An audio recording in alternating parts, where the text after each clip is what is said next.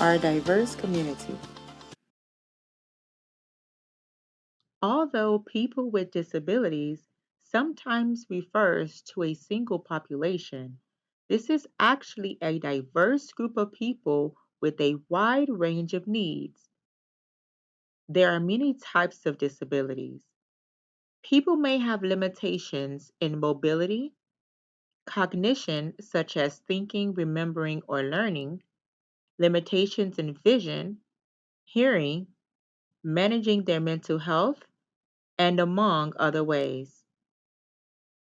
Disability is not defined by any specific health condition, but whether that condition actually creates significant limitations for an individual affecting their daily lives and functioning. At some point in their lives, everyone will experience disability, either themselves or a family member, a friend, or other loved one. Experiences with disability are unique to each individual. Two people can have the same type of disability, but can be impacted in very different ways. A disability can be static, progressive, sporadic, or intermittent.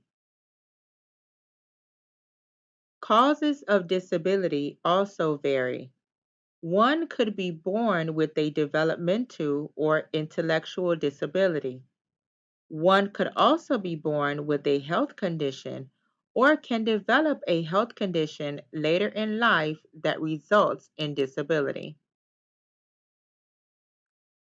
Disability may be the result of an accident or injury, such as a fall or car accident. Disability can also occur in conjunction with the age process. As people age, there is typically some decline in functional limitation, which often results in disability. It is a common misconception that one can tell if a person has a disability simply by looking at them. There is an assumption that people with disabilities may offer some form of physical or visual cue, such as being in a wheelchair, having a visible hearing aid, or using a white cane. In reality, many disabilities are invisible.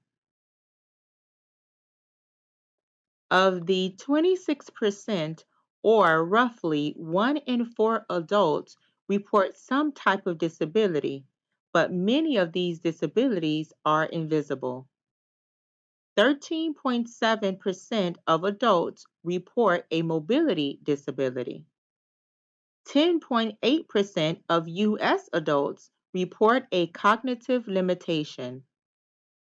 6.8% of adults have difficulty with independent living or doing errands alone.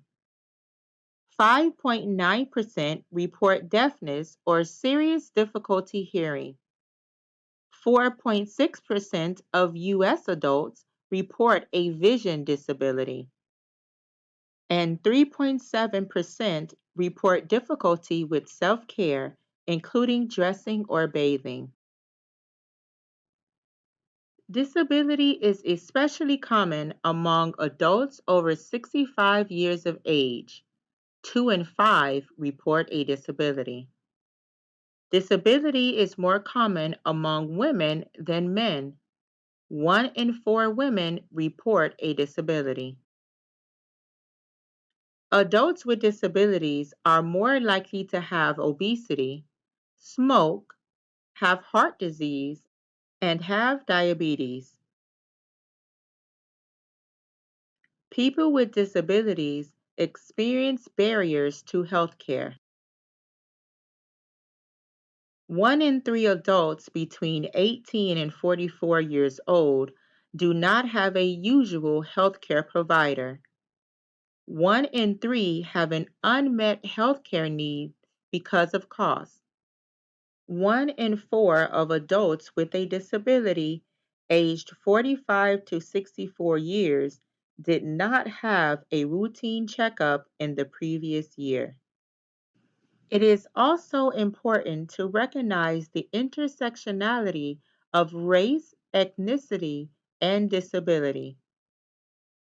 We know that certain cultural and socioeconomic measures serve as relevant determinants of health, so it's important to recognize associations between these measures and people with disabilities. Non Hispanic American, Indians, and Alaska Natives, 2 in 5 have a disability. Among Black Americans, 1 in 4 have a disability. 1 in 5 of white Americans report disability.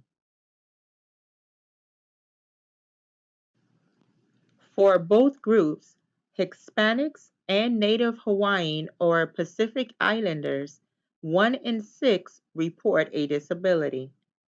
And among Asians living in the U.S., 1 in 10 report a disability. People with disabilities are less likely to graduate from high school, attend college, or if they enroll in college, they are less likely to graduate when compared to their non disabled peers.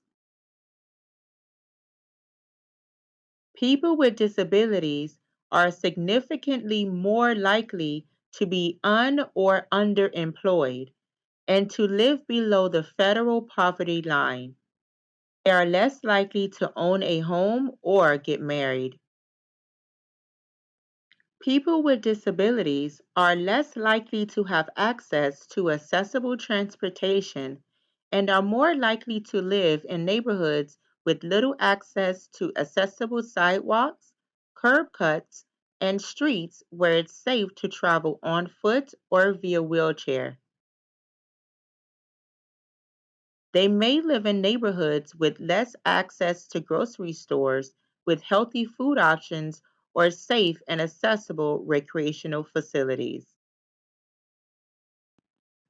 Poor health outcomes and low socioeconomic measures are a precursor to negative outcomes experienced by people with disabilities during and after disasters. People with disabilities are more likely to be unable to evacuate when an order is given, more likely to be turned away from a shelter due to lack of planning to meet accessibility standards, more likely to go without necessary support and resources necessary to maintain health and independence once in a shelter, are less likely to return home once housed in a community shelter, and are more likely to die. Disproportionate impacts to people with disabilities was documented and reported for the COVID-19 pandemic and subsequent policies and response operations. People with disabilities were more likely to be transferred or kept in an institutionalized setting.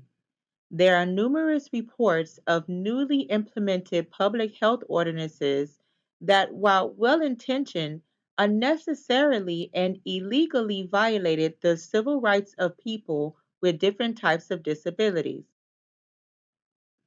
Across the nation, people with disabilities did not have equal access to public information to COVID-19 or vaccine information.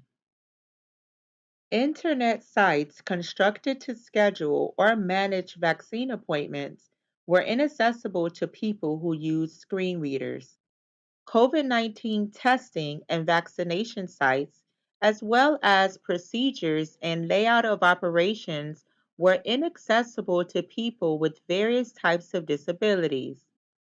Healthcare facilities improperly applied no visitor policies to caregivers of people with disabilities.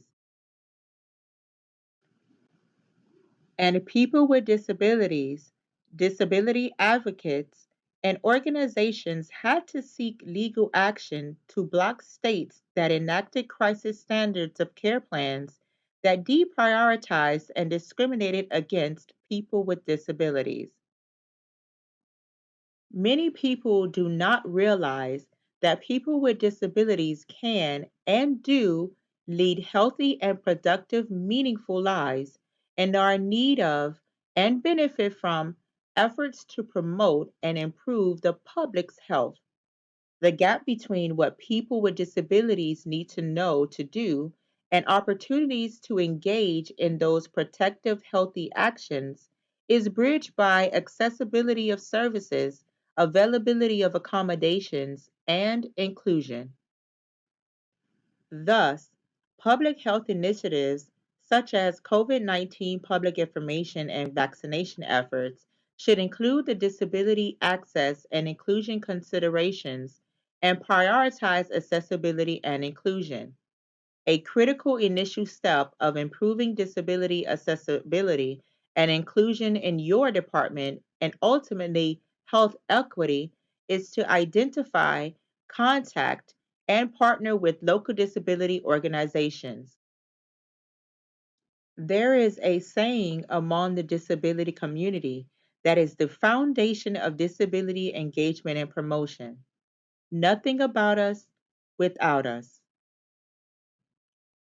Partnering with, including people with disabilities, and the organizations that serve them in planning, training, and implementation efforts improves access to activities and services designed to increase health and safety and promote and improve health equity among people with disabilities, along with overall community resilience. This video was provided by the World Institute on Disability, thanks to the Centers for Disease Control Foundation. Please complete the anonymous 5-question survey available below to tell us if this video was helpful to you.